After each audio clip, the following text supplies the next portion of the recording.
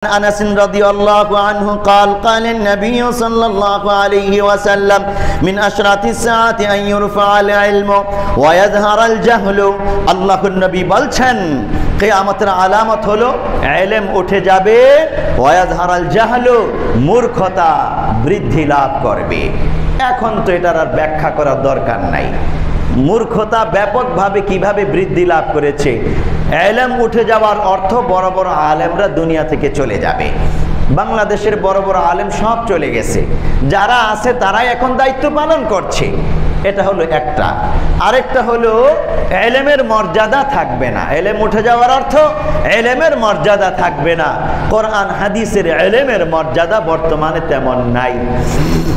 সাধারণ ওই যে প্রাইভেটের কথাই ধরি, সেটা যদিও আমার দৃষ্টান্ত দেওয়ার বিষয় না।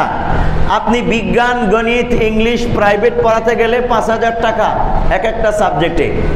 বিজ্ঞানে ৫,০০০, গণিতে ৫,০০০, ইংলিশে ৫,০০০, ১৫,০০০ টাকা প্রাইভেট লাগে একজন স্কুলের কলেজের ছাত্রের বা ছাত্রীর পিছনে। ৩টা সাবজেক্টের প্রাইভেটে আপনি ১৫,০০০ টাকা দিয়ে দিচ্ছেন। এটা আমি কম বললাম, পরিমাণটা আরও বেশি আছে।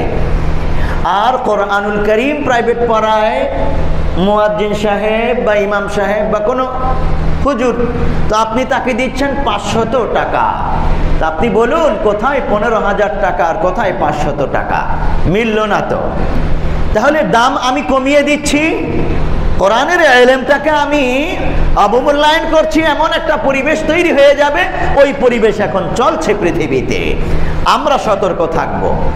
আমরা আমাদের সন্তানদেরকে কোরআন শুধু ঘরেই শিখাবো না, যেই প্রতিষ্ঠানে পড়ছে ওই প্রতিষ্ঠানে আমি কোরআনের তালিম বাধ্যতামূলক করার জন্য এমন ব্যবস্থাপনা গড়ে তুলব, কর্তৃপক্ষ, সমাজ, রাষ্ট্র, প্রতিষ্ঠান বাধ্য থাকবে আমার সন্তানকে প্রাতিষ্ঠানিকভাবে কোরআন শেখাতে।